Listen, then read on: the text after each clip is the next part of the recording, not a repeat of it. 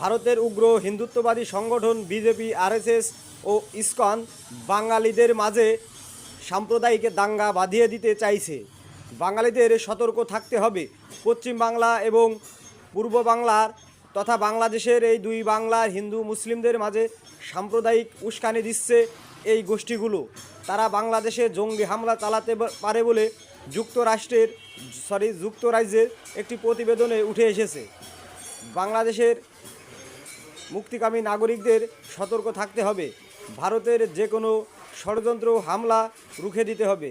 হিন্দু মুসলিম ভাই ভাই উগ্রপন্থী হিন্দু উগ্রবাদীদের বাংলাদেশের মাটিতে পশ্চিমবঙ্গে কোনো ঠাঁই নাই। বাংলাদেশ আগেও যেমন ভারতের সাথে বন্ধুত্ব করে চলেছে, ভবিষ্যতেও চলবে। ভারত বাংলাদেশের সাথে কোনো শত্রুতা নাই। ভারতের উগ্র জঙ্গিদের বিরুদ্ধে বাংলাদেশের শত্রুতা। তারা ভারত এবং বাংলাদেশকে আক্রান্ত করছে সাম্প্রদায়িক উস্কানি দিয়ে। ভারতে হিন্দু মুসলিমদের মাঝে বিভেদ সৃষ্টি করছে। ভারতের মুসলিম স্থাপনাগুলো বিভিন্ন দোহাই দিয়ে তারা ধ্বংস করে দখল করে নিচ্ছে। ভারতের ওয়াকফ মুসলিমদের সম্পত্তি তারা দখলে নিতে চায়। উগ্রপন্থী হিন্দু যারা আছেন তারা মূল সনাতনীদের শত্রু। ঠিক তেমনই মুসলমানদের মাঝেও উগ্র মৌলবাদী আছে, তারাও মুসলমানের শত্রু।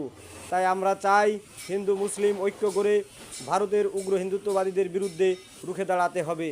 বাঁচাতে হবে বাংলাদেশকে, বাঁচাতে হবে বাঙালিদের। বাংলাদেশ ছাড়া কলকাতা, সিকিম, আসাম, ত্রিপুরা এই কয়টি রাজ্যের অর্থনীতির চাকা ঘুরবে না। বাংলাদেশ ছাড়া এই রাজ্যগুলোকে দ্বিতীয় কোনো অপশন নেই। তাই এই রাজ্যগুলোকে উচিত বাংলাদেশের সঙ্গে সুসম্পর্ক রেখে চলা এবং বাংলাদেশকে ভালোবাসা।